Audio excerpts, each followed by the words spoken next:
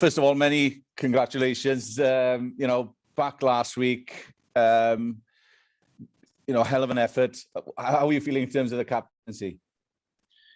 Excited. Obviously, lots of boys getting opportunities on the weekend. Be a different challenge to last week. But for me, it's just trying to back up last week's performance, really. And the captaincy doesn't really change much for me, other than maybe a bit more decision making and speaking to the ref. But other than that, I'll be trying to play my game in exactly the same way as usual, really. In terms of Fiji, Ellis, obviously there's a few absentees with the Southern Hemisphere players not being able to play and different coaching team as well. But I spoke to a few of the boys regarding the last time they played in the World Cup, and they're not surprised, but their physical attributes have gone up another level. Yeah, well, they're a team full of athletes, aren't they? You see quite often the Fijians are the most exciting players in whatever teams they're playing for. They've got moments of magic, and with their sort of offloading game as well.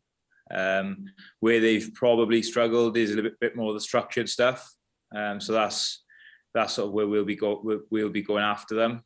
We've sort of spoken about not getting tugged into too much of a loose game and trying to sort of out Fiji, but also being very accurate because they're very high risk, high reward, but they will make mistakes, and it's about trying to come alive then when they do and capitalize on them. Yeah, in the World Cup game was a prime example of that, really. They turn it on for 5 minutes, and no matter how good your defensive systems are, you don't really need to miss any tackles for them to get in behind you and score. But the challenge for them is to be able to keep that consistent throughout the game, and the challenge for us is to make sure we do everything we can to pressure their skills and to capitalize on their mistakes.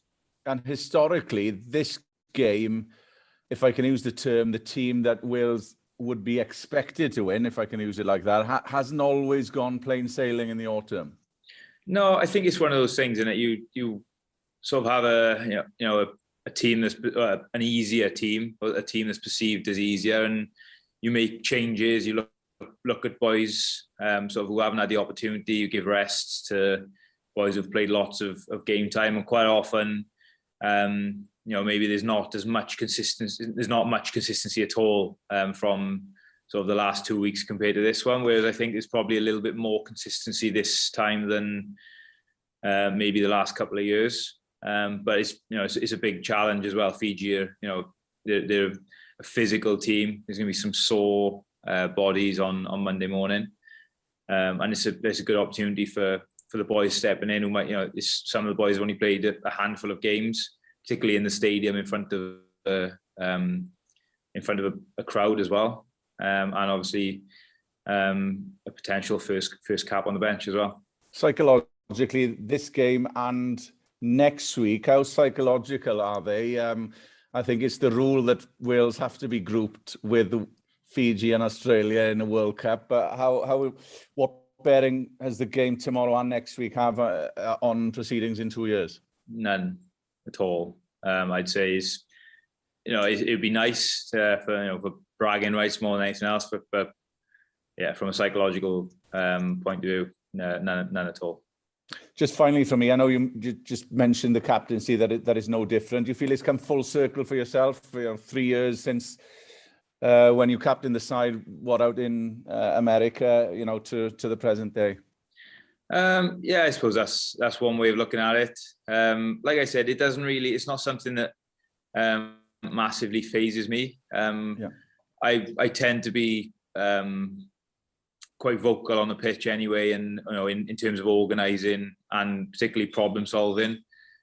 So I guess it's just maybe a little bit more responsibility, but not something that I feel affects my game, or, like I said, or changes the way I approach things. So even when I'm not captain, I'll have a lot of input with whoever is captain, and I've got lots of boys out there tomorrow that will be doing the same for me. It's not really one man making all the decisions and trying to G everyone up. It's a sort of group of maybe the more senior players that do that, and there's plenty of them in the team tomorrow. Many thanks, Ellis. Have a good one. Cheers. Thank you. Ellis, Matt, how are you? Hiya, Matt. How's it going? Yeah, not too bad, not too bad. Just following on from that, when we spoke back in March, talked about you coming back to play for Wales and stuff like that. Did you expect everything to come as quickly? I mean, you're sitting here as captain now. It's a tough one. There's been days where I feel really good, and I'll play a couple of games and feel really good and think, yeah, this is going well, and I'm confident of when my body's feeling good, and I'm able to train fully and play, that I'm confident that I can play at this level and sort of back it up. There's obviously then days where you don't feel so good, where the doubt set in, but it's just trying to sort of remember where you've come from, really, and sort of not get sort of too carried away with the highs or the lows. But no, obviously it's something I've wanted to do, is get back playing for Wales, and something I've worked really hard to do. I'm just fortunate that it's come around, really.